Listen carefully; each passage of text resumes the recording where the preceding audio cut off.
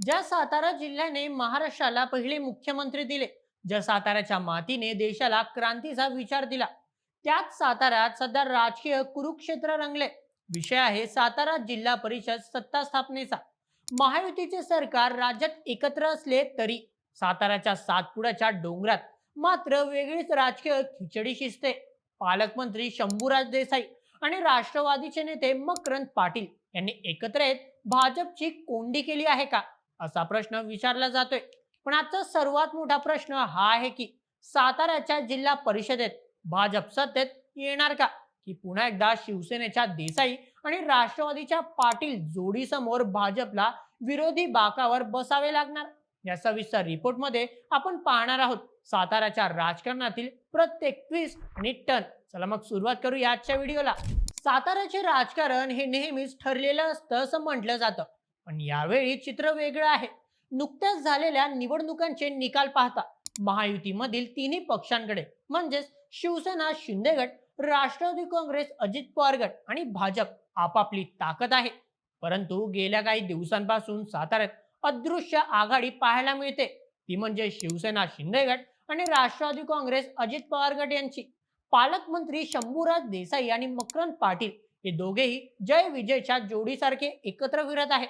दुसरीकडे भाजपचे आमदार जयकुमार गोरे आणि शिवेंद्रराजे भोसले हे सत्तेसाठी आग्रही आहेत.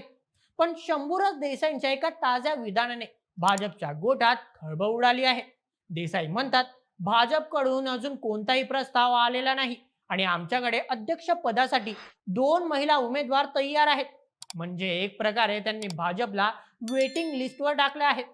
साताऱ्यात भाजप सत्तेत येणार का, या प्रश्नाचे उत्तर सध्या हो आणि नाहीच्या कात्रीत अडकले. चला पहिले का भाजप सातारामध्ये येऊ शकते ते जाणूया. सर्वप्रथम, राज्याच्या सत्तेत तिन्ही पक्ष एकत्र आहेत, त्यामुळे वरिष्ठांच्या म्हणजेच फडणवीस आणि शिंदे आणि पवार दबावाखाली स्थानिक नेत्यांना एकत्र यावे लागेल. द्वितीय, भाजपचे आमदार जयकुमार गोरे आणि शिवेंद्रराजे यांची जिल्ह्यात मोठी ताकद आहे, त्यांना डावलून सत्ता टिकवणे कठीण जाऊ शकते. चला आता जाणूया काय अडथळा आहे ते. सर्वप्रथम, शंभूराज देसाईंची रणनीती. देसाईंना साताऱ्यात शिवसेनेचे वर्चस्व वाढवायचे आहे. भाजपला सोबत घेतला शेअर विभागले जाईल अशी त्यांना भीती वाटते. द्वितीय, मकरंद पाटील यांची साथ.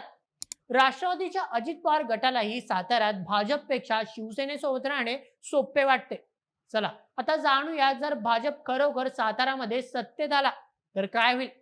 समजा मुख्यमंत्री देवेंद्र फडणवीस यांनी हस्तक्षेप केला आणि साताऱ्यात भाजपला सत्तेत स्थान मिळालं तर जिल्ह्याचे चित्र कसे बदलेल. सर्वप्रथम, सत्तेचे केंद्र बदलणार.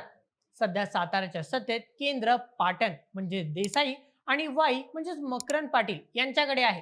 भाजप सत्तेत आल्यास हे केंद्र मान खटाव म्हणजे जयकुमार गोरे आणि सातारा जावळी म्हणजे शिवेंद्रराजे भोसले यांच्याकडे सरकेल.